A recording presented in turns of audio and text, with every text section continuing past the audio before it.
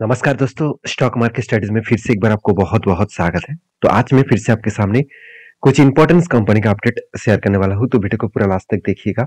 और इस वीडियो में सिर्फ कंपनी के अपडेट्स नहीं, कंपनी के टेक्निकली चार्ट पैटर्न के बारे में भी चर्चा करूंगा, तो कंटिन्यू जरूर करिएगा। तो चलो सबसे पहले देख लेते हैं कौन सा कंपनी है। देखिए फर्स्ट कंपनी है जिसका नाम है जुबिलेंट फुटवर्क। देखिए जुबिलेंट फुटवर्क के ऊपर सबसे पहले भी टेक्निकली चार्ट पैटर्न्स के बारे में चर्चा करूंगा। देखिए जिस तरीके से पैटर्न्स क्रिएट हुआ था, उस पैटर्न्स के हिसाब से टारगेट होना चाहिए था, मगर यहाँ पे क्या हुआ आप देख सकते हैं कि यहाँ पे क्या हुआ। पहले एक कप बना, उसके बाद एक हैंडल पैटर्न क्रिएट हुआ और दूसरा एक हैंडल पैटर्न क्रिएट हुआ। मतलब एक कप के बाद दो बार हैंडल पैटर्न क्रिएट हुआ।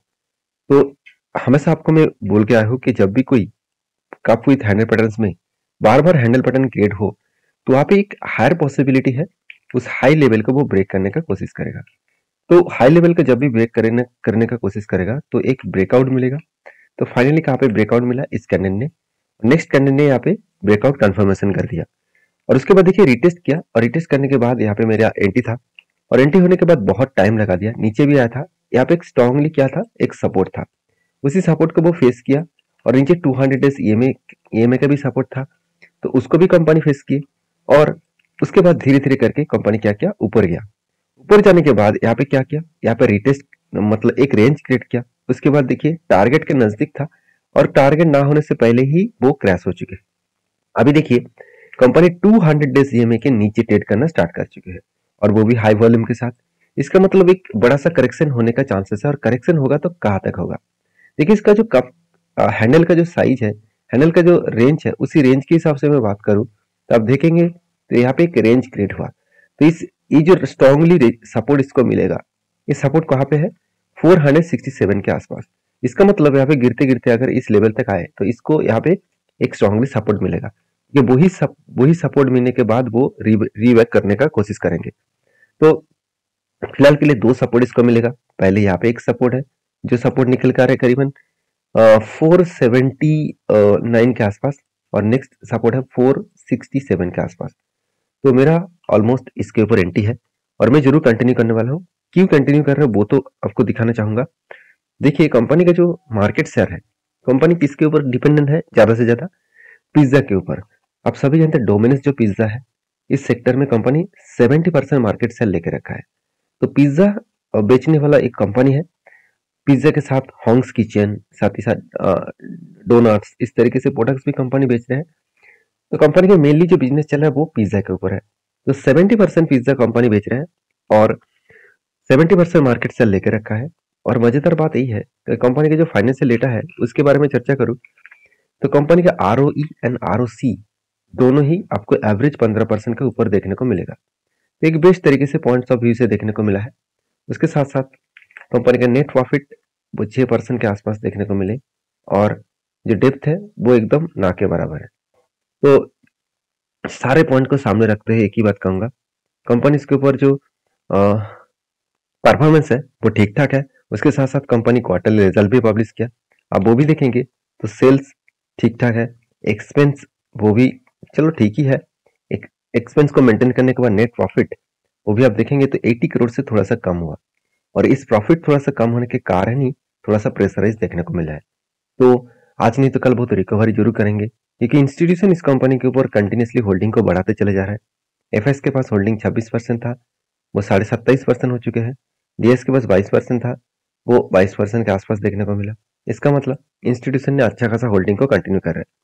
तो मेरे कहने का मतलब है जब भी कुछ कंपनी के इस तरीके से सिचुएशन दिखे तो उस कंपनी के ऊपर कुछ डिसीजन जरूर मैं लेता, मतलब जरूर मैं कंटिन्यू करता हूँ।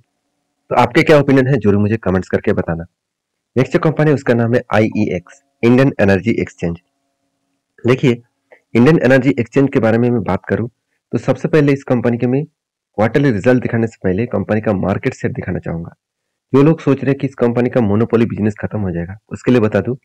देखिए company electric and energy trading market side में कंपनी 83% मार्केट शेयर लेकर रखा है। तो इलेक्ट्रिक एंड एनर्जी जो ट्रेडिंग सेगमेंट है उसमें 83% कंपनी के मार्केट शेयर है। साथ ही साथ डैम एंड टैम के ऊपर कंपनी 94% मार्केट शेयर है, और रियल टाइम मार्केट के ऊपर कंपनी का 100% मार्केट शेयर है। तो सोचिए कंपनी में जो लोग सोच रहे थे कि मोनोपोली खत्म हो जाएगा तो कंपनी बर्बाद हो जाएगा, ऐसे बिल्कुल नहीं। कंपनी का मोनोपोली खत्म होने के बाद भी कंपनी अच्छा खासा काम करने के लिए दम रखते हैं। बाकी इस कंपनी के ऊपर जो रेवेन्यूज है वो रेवेन्यूज कहाँ से आ रहा है? देखिए कंपनी का जो मतलब ट्रांजेक्शन फीस है, मतलब इलेक्ट्रिसिटी ट्रांजेक्शन फीस है, तो उसके ऊपर कंपनी 80% रेवेन्यू जनरेट कर रहा है। और वो टोटली 100% कंपनी रेवेन्यू जो है पावर एक्सचेंज के माध्यम से। तो कंपनी का जो बिजनेस है वो सही तो चल रहा है कि नहीं चल रहा है वो आपको मैं यहाँ पे दिखा देता हूँ। देखिए कंपनी का जो क्वार्टर रिजल्ट है वो आप देखेंगे तो दिसंबर का जो रिजल्ट आया वो भी शानदार देखने को मिला। 100 करोड़ से 115 करोड़ तक कंपनी का सेल्स बढ़ा। एक्सपेंस भी कंपनी का हाईएस्ट देखने को मिले। उसके साथ साथ आप ये भी देखेंगे तो कंपनी का एक्सपेंस कंट्रोल करने के बाद कंपनी का नेट प्रॉफिट वो भी हाईएस्ट देखने को मिला। तो जब कोई कंपनी का नेट प्रॉफिट और साथ ही साथ इस कंपनी के जो परफॉर्मेंस है वो अगर सब कुछ ठीक ठाक दिखे तो उस कंपनी के ऊपर कुछ ना कुछ पॉजिटिविटी बनने का चांसेस रह जाता है। तो कंपनीज के ऊपर बैलेंस शीट के बारे में चर्चा करूँ तो आप देखेंगे तो कंपनी इस बार कंपनी ने कोई भी कर्जा नहीं उठाया। छोटा मोटा कर्जा है सिर्फ 12 करोड़ के आसपास। फिर भी कंपनी का रिजर्व जो है वो 764 करोड़ के आसपास बन चुके हैं। अभी इस कंपनी के ऊपर एज ए इन्वेस्टर इन्वेस्टमेंट कितना किया? इन्वेस्टमेंट कंपनी ने 1200 करोड़ के आसपास इन्वेस्टमेंट किया। और कंपनी का कितना ट्रेड रिसीव हुआ? करीबन कंपनी को 12 करोड़ के आसपास ट्रेड रिसीव हुआ। और मजेदार बात यही है कि कंपनी के ऊपर इंस्टीट्यूशन मतलब एफआईएस और डीएस ने अच्छा खासा होल्डिंग को कंटिन्यू कर रहा है। मान लेता हूँ पब्लिक के पास सबसे ज्यादा होल्डिंग्स है और प्रोमोटर के पास कोई होल्डिंग ही नहीं है, फिर भी इस कंपनी के ऊपर अच्छा खासा इंस्टीट्यूशन कंटिन्यू कर रहा है। और इस कंपनी के ऊपर सबसे बड़ी बात क्या है? इस कंपनी के ऊपर अगर मैं एक चीज आपको दिखा दूं यहाँ पे तो और भी आपको क्लियर हो जाएगा कि कंपनी का आरओसी में कोई भी कमियां नहीं है। आरओई में और आरओसी में दोनों में आपको 40% के ऊपर एवरेज देखने को मिलेगा। और कंपनी का डेप्थ एकदम जीरो है और कंपनी का नेट मार्जिन जो लास्ट ईयर में 76% है, 3 साल में 70% और 5 साल में 69% के आसपास देखने को मिला है। एक बेस्ट तरीके से यहाँ पे पॉइंट ऑफ व्यू से देखने को मिला है। बाकी इस कंपनी के ऊपर आपके क्या ओपिनियन है जरूर मुझे कमेंट्स करके बताना। तो इस कंपनी के चार्ट पैटर्न क्या बता रहा है वो भी देख लीजिए। अगर मैं इस कंपनी को ध्यान से देखूं तो कंपनी के ऊपर एक ट्रेड बना था, वो कुछ इस तरीके से रेंज ट्रेड बना था। तो यहाँ पे कंटिन्यूसली क्या बना? यहाँ पे कंटिन्यूसली बाइंग का रेंज बना। तो जब भी इस तरीके से बाइंग का रेंज बने तो आपको एक चीजों को याद रखना होगा, वो रेंज 200 डेज ईएमए के नीचे बनना चाहिए, एनटी उसके नीचे होना चाहिए और क्लोजिंग ऊपर हो ना हो तो भी चलेगा, एनटी नीचे होना चाहिए। तो इस रेंज को मार्किंग करेंगे 20% के ऊपर होना चाहिए, तो 21% के ऊपर हुआ। तो यहाँ पे देखिए धीरे धीरे करके जब भी इस लेवल को टच करेंगे तब एनटी बनेगा। फाइनली यहाँ पे एनटी बना और टारगेट इस हायर लेवल तक रहेगा। तो फाइनली टारगेट कहाँ तक यहाँ पे टारगेट हुआ? करीबन 21% का टारगेट मिला 180 दिनों में, मतलब 6 मंथ में 21% के आसपास कंपनी टारगेट दिया है। और उसके साथ अभी जो फिलहाल के सिचुएशन है तो यहाँ पे बड़ा सा एक हेड बना। उसके बाद मैं इंतजार कर रहा हूँ एक सोलर पैटर्न कंप्लीट होने का। तो जब कंप्लीट होंगे तब इसके ऊपर मैं जरूर टेल लेने वाला हूँ। नेक्स्ट जो कंपनी है उसका नाम है टाटा मोटर्स। सबसे पहले मैं चार्ट पैटर्न आपके साथ शेयर करूंगा। टाटा मोटर्स लगातार लगातार हाई करते चले जा रहे हैं। तो जिस तरीके से परफॉर्मेंस है, जो मेरा टारगेट है, जो मेरा यहाँ पे एंट्री हुआ था करीबन 605 रुपीज के आसपास, और मेरा जो टारगेट है वो टारगेट लेकर चल रहा हूँ मैं करीबन करीबन 1140 रुपीज के आसपास। ये टारगेट मैं क्यों लेकर चल रहा हूँ ध्यान से देखिएगा। लंबा से एक जर्नी होने के बाद यहाँ पे क्या बना? शोल्डर कम हेड कम शोल्डर बना। तो इस पैटर्न्स को क्रिएट करने के बाद यहाँ पे 89% के आसपास टारगेट मुझे मिला है। तो टारगेट और एंट्री मैंने क्यों लिया? इस कंपनी का जो मार्केट कैप है वो 3,21,000 करोड़ के आसपास है। और कंपनी की जो सिचुएशन है अभी उसके बारे में चर्चा करें तो क्वार्टरली रिजल्ट जो है वो सेल्स 88,000 से 1,10,000 के आसपास है।